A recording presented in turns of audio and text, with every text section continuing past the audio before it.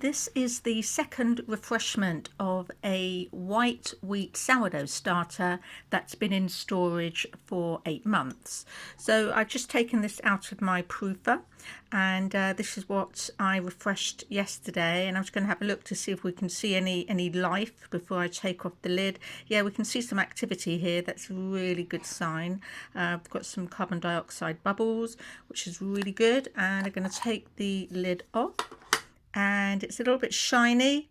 Can't see really too much activity, but well, that's discernible to the eye anyway. So in here is just 3 grams of starter, and I'm going to give it a second refreshment.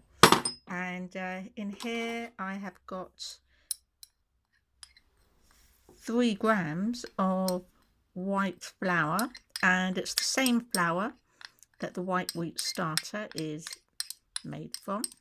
So that's the flour, and I'm going to add 3 grams of water, just regular tap water, and I'm going to stir it all together now. So that hard piece yesterday of sourdough starter, as you can see, it's all broken down, it's all got nice and soft. So I'm going to give it a stir. Can you see the bubbles? There's some bubbles that are going on there, which is a really good sign. So it's refreshing. Just don't have to be too particular with the stirring. Just make sure everything is stirred up. So that's what it looks like now, and I'm going to pop the lid back on.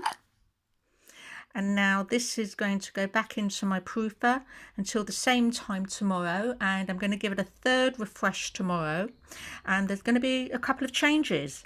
So come back tomorrow and watch me do the third refreshment.